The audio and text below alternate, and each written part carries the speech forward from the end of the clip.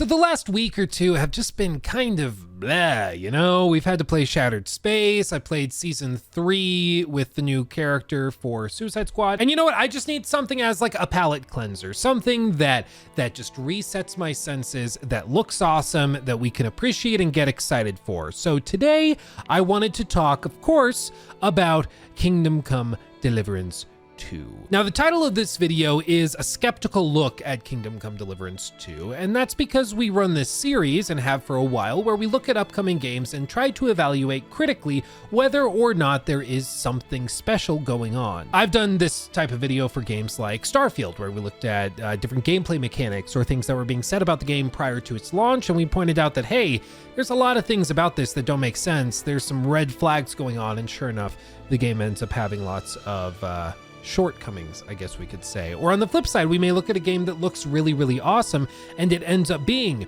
really, really awesome, like Baldur's Gate 3. So my hope is, as we go through this video today, you get a better understanding of what Kingdom Come Deliverance 2 is trying to do, and with that, you can make a better, more informed decision as to whether or not you want to get more invested in this as its release creeps closer and closer after its recent delay. More on that later. Little background, I am a big fan of Kingdom Come Deliverance, but it had many, many problems that I think are crucial to outline if we're going to look at the sequel critically. You see, the original game launched in 2017, and it was coming from Warhorse Studios, which was at the time quite small. By some counts and articles I've seen, it was somewhere between 75 and 100 people large at that time. So a very, very small team. Like, we're talking the same size of team that made like Fallout 3 or did pre-production on Skyrim. Like, very, very small, intimate group that's making a massive, massive game. And as a result, it had a lot of heart. Everything was handcrafted, the stories were really impactful and interesting, and it had a lot of personality, and it was so unique as an experience, I can't think of another game like it, nor can anybody else, which is why this game is such a classic. However, with the smaller team size, there were some downsides. Of course, most notably, the bugs. The original Kingdom Come Deliverance was plagued with all sorts of technical issues, optimization issues. Whether you were playing on console or PC, it had problems even for years after it launched. It just didn't run particularly well. When it ran well, it looked really good and it was fun and engaging, but there's a reason why when people think of Kingdom Come Deliverance, they think of clunkiness. You know, that sort of indie feel or AA feel where there's a lot of soul there, but it's just rough around the edges. It's like when you go to that like mom and pop restaurant that's kind of in a hole in the wall in the middle of a big city, but it's the most authentic Mexican food you've ever had in your life, and it's delicious. It may not like look as though it's been plated by Gordon Ramsay or something. It doesn't look super fancy or crazy, but it is so freaking good. And the flavors and you know, there's just a lot of substance. I'm just really hungry. That's what I'm realizing right now. I'm just using food analogies to cope. Damn it, I'm hungry. Anyway, moving on. Anyway, the point is, this is one of those types of experiences where it may not be the most like high production value or high budget experience that's out there, but it is extremely unique and it is unapologetic in what it's doing. And I absolutely love it. And while there were initially waves of people, perhaps justifiably upset that they were charging full price for a game that ran really, really poorly at launch, after they fixed those problems and as time went on and the years went by, more and more people started to try Kingdom Come Deliverance and they fell in love with it. It is a massive adventure across medieval Europe. It has some really interesting gameplay ideas. It has stories that are as memorable as they are poignant. And I think to me, it's one of the most immersive games I have ever played. Part of that is just in the fact that it's a first-person game set in medieval Europe, and it is very slow-paced and deliberate with what it does. But more than anything, I think it's just the world building. It's the gameplay mechanics that are based around taking your time. As you're traveling around the world, you'll stop at inns and you have to be very intentional with where you're going and what you're doing.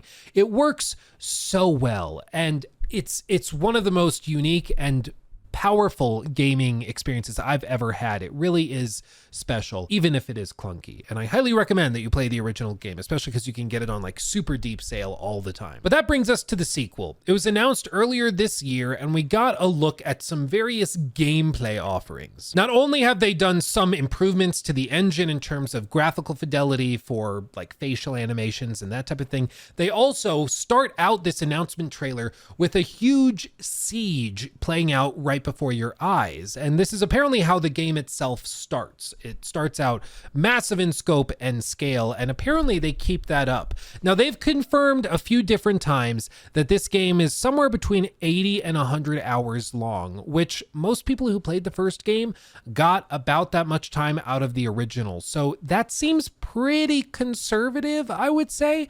And if they're claiming 80 to 100 hours, I would guess probably this takes most people who are really taking their time with it 100 to 130 hours. This game is going to be massive. And given the production quality that we're seeing in this trailer, that gets me really, really excited, because it seems as though a lot of the sort of clunk in terms of presentation has been ironed out in the last few years with the various improvements that they have made, which I am all here for. Just seeing the number of people and characters they can have on screen at any given time, the scale of the set pieces, the massive fields, the lighting quality, the fog, the foliage, all of it looks significantly improved, and that's awesome. But we have to ask ourselves, is this just a really well-made trailer, or is this actually indicative of what the game can offer? Because we've all seen it, amazing trailers that seem fantastic, and then we play the actual game and it's like, oh, okay. Even Concord recently, they had that amazing cinematic trailer. I don't know about amazing, but they had a decent, pretty good cinematic trailer when they first announced the game, and they're like, ooh, look at these characters. It's Guardians of the Galaxy, but kind of with a Sony spin on it. Okay, I'm interested. I'm paying attention. And then the guy comes on screen, it's like, it's a 5v5 hero shooter, and everybody lost interest immediately. Just because a trailer looks good does not mean that the game will necessarily be good. So is this indicative of the final quality? Who knows? Who can say? But I do know who can say. The people who have actually played it and tried the game themselves. IGN and a bunch of creators were flown all the way out to Europe to try an actual build of the game, 2 different sections, and experience what the game had to offer as part of a preview event. I think it was in August or maybe September. It was a handful of weeks ago. I did not go, to be very, very clear and transparent. So I do not have any direct knowledge or experience with it, but I have spoken to people who were at the event and did try it themselves. Some of those statements from those people have been made public. Others I spoke to at, actually, funnily enough, the Dragon Age Veilguard event, where there was a lot of crossover. A lot of the people that they invited to this event also were invited to the Dragon Age event, which I thought was kind of funny. They're both RPGs, but apparently they're trying to appeal to a similar group of people despite being very, very different in tone and vibe. But that's sort of a topic for another day. That being said, I've spoken to a lot of people who have actually played the game, and I've condensed their thoughts here, and that's what we're about to go through. The first thing is that they've made significant improvements to the combat. It feels much more intuitive, much more fluid, and often it feels as though things are working properly, which may not seem like that much of an accomplishment, but if you've played the first game, you know how clunky that combat system was in a regular encounter. I mean, it was pretty rough. You get the hang of it eventually, but it definitely was a polarizing point for a lot of players. Everybody also praised the quality of the writing and the quest design, with really interesting encounters and things that you could do. This is not one of those games where every single activity is going to be a fetch quest or going over here, speaking to this person, bringing this thing over there, fighting those people for this person to get the thing you need. No, this is a game that actually ties stories to each and every encounter, each and every quest. There is nothing done without thought or care, and that contributes to it being so immersive in experience. They also praised the general production value, the fact that the game seems much bigger, not just in terms of overall scope, but also in the minutia. It seems as though there's been a lot more effort put into each and every encounter. It seems like individual combat encounters are also bigger and more engaging on the regular, and even smaller details like how NPCs speak to you when you're in big cities have been improved and expanded. But all of this is to say that everybody I spoke to said that what they saw at that preview event was an affirmation that this is an evolution of the original formula and an expansion of everything it did well. And this is really good to hear, because trailers for games like this, it's just really hard to communicate through a trailer what this game is going to do, what the strengths and weaknesses are. It's only really when you get extended looks at it, when you get to put your hands on it, that you really start to understand what's going on. And hearing that this is not a reinvention, but rather an evolution, to me is confidence inspiring, because I don't think you need total reinvention every single time you do anything. Sometimes if it ain't broke, you don't need to try and fix it. For example, I've recently been playing in my free time Metaphor Refantasio. It's a phenomenal game. It's fantastic. Dare I say, Fantasio. But it is a game that is clearly an evolution of the formula developed through all of the Persona games and the other games that Atlus has put together in the last handful of years. But that's not a bad thing. Just because I can look at one feature or mechanic within Metaphor and say, oh, well, that's this game's version of this other mechanic from Persona, that doesn't mean that it's a bad mechanic or should have been shed. Sometimes there are things that are working really well that players like, and you should keep that because players like it. You don't need to totally reinvent the wheel every single damn time. In this case, it seems like there's a lot of things that the original game did really well, and this represents a doubling down on those efforts, where they are looking at what they did well in the first game, doubling down on it while trying to minimize the shortcomings from the original. However, the feedback from the event was not all positive. Multiple people that I ran into said they ran into soft locks, bugs that ended quests early or prevented progress from carrying on, weird animation bugs, characters walking into walls or just standing in place in a T-pose, random stuff like that. And that should of course come as no surprise if you played the original game, but it does seem like even at this preview event, they were having trouble with bugs and polish, which again is to be expected with a team that's smaller. By most accounts, the team right now is around 250 people. So it's roughly doubled in size, or maybe even a little bit more than that, since the original game came out, which is cool to see. They're growing, they're expanding, they're putting a lot more effort into this, but it also means that there's still a very small team that's making a 100-hour grand epic open world adventure RPG. Like, that is a huge undertaking for a team of 1,000, much less a team of 250. So I'm going to retain a cautiously optimistic outlook that they're going to continue polishing and improving. There's been some statements made by various people within Warhorse that have tried to assuage concerns about polish, saying they don't want to end up at the same spot as they were before. For example, right here, during an interview with the Warhorse PR manager Tobias Stolzwilling, he said, quote, "The game performance-wise, I think is absolutely rock solid, but then while the performance is fine, it's a huge RPG with 100 hours of gameplay, and it has a few bugs. If you think back on Kingdom Come Deliverance I, we didn't want to repeat the same situation where we released the game and it was in a somewhat wonky state." They know how it was. They're not lying to themselves and pretending as though the game was something it wasn't. But it's still, like, there's a lot to polish in an open world adventure RPG. Like, there just is. So I'm going to retain cautious optimism that they're going to be able to polish it up. But I'm just going to tell you right now, this is not a game that you should be pre-ordering or downloading ahead of time in preparation for launch if you are particularly sensitive to bugs or performance issues and stuff like that. I will almost guarantee you that this game will have some rough technical problems when it launches. That almost is like part of the Kingdom Come Deliverance DNA at this point, but maybe this is where they shake it. I know there's only been one game before, but it was such a serious problem for so long that it really became tied hand in hand with it. So maybe they can polish it up and this is going to be like a Rockstar level launch. But typically that isn't the case. Typically, if a studio has previously struggled with this kind of thing, they'll continue to struggle with it. Doesn't mean the game will be bad. It just means that you might need to wait till they polish it up. But this is something I heard from multiple people, that even at this preview event, there were some problems. Now, perhaps comfortingly, they did delay Kingdom Come Deliverance II all the way back to February of 2025. Specifically, February 11th of 2025. So what does that tell me? Well, it's not a massive delay. It was originally slated for this fall or winter, sometime at the end of this year.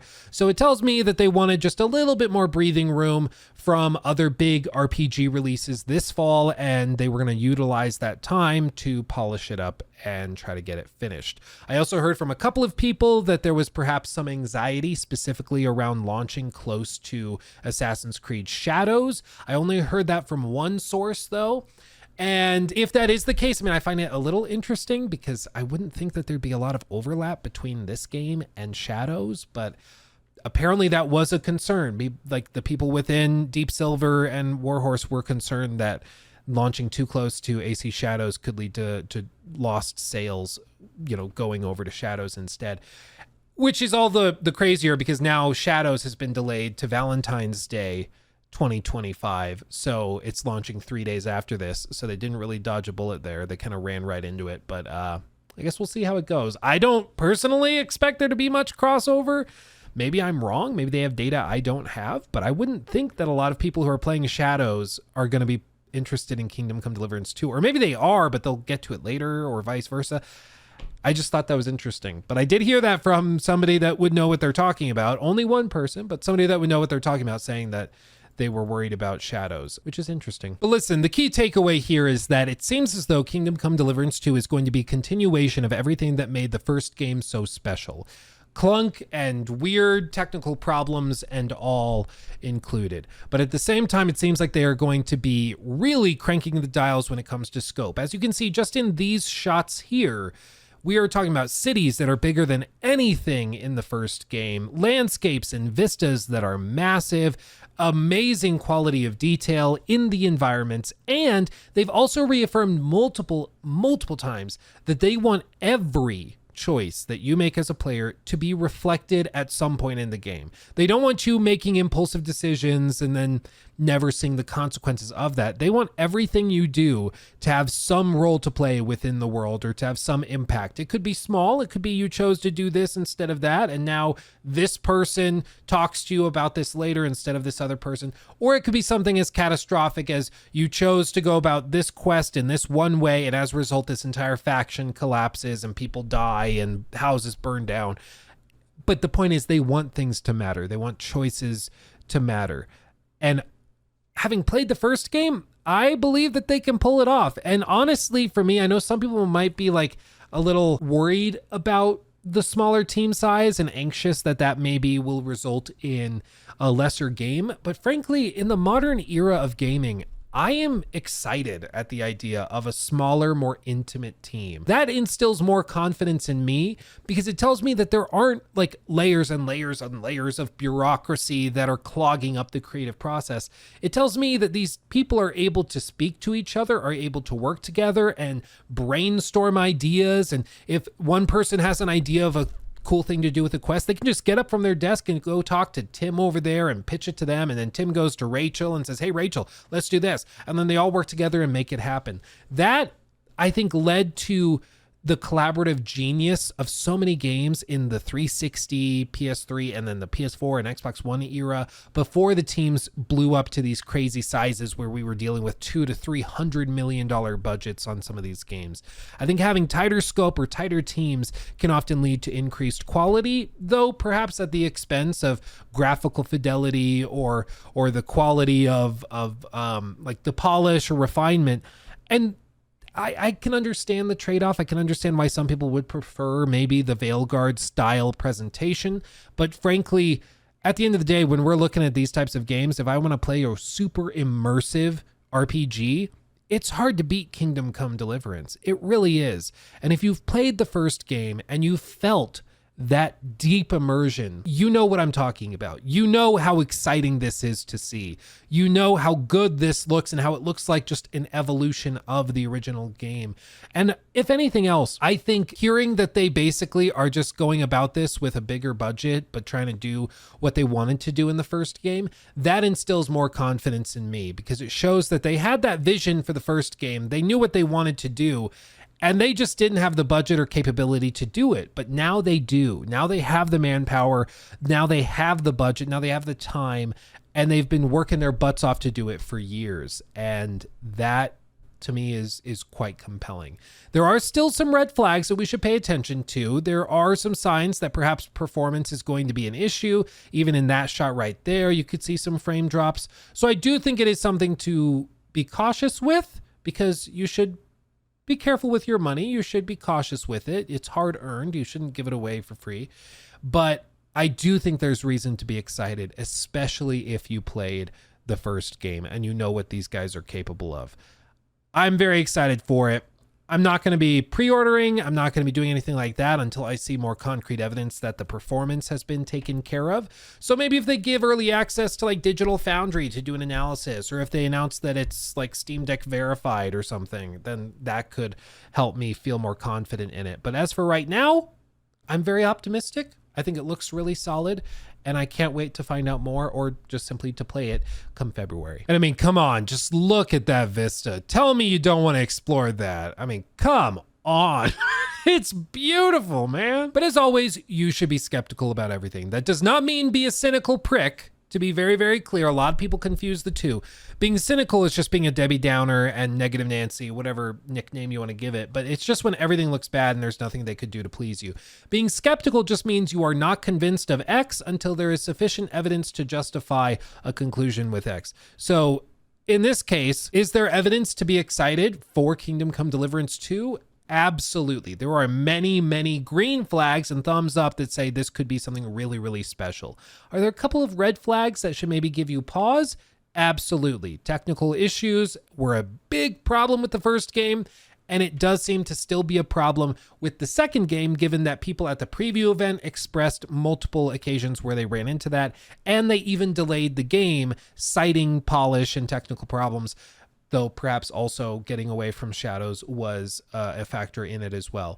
So I think there's many good things about it, many things that look awesome, but technical performance is going to be the big question mark, especially on consoles. So time will tell if they share more about that, or if they give previews or review codes for those consoles. I think they absolutely should. Transparency is key, but again, time will just tell. But anyway, thank you for watching. I love you all desperately. If you want to hear me ramble about games more, go check out my second channel. I'll have that pop up on screen here. And of course, subscribe, like this video if you enjoyed it. And yeah, thanks for watching. I love you all. I'm bad at outros, so bye.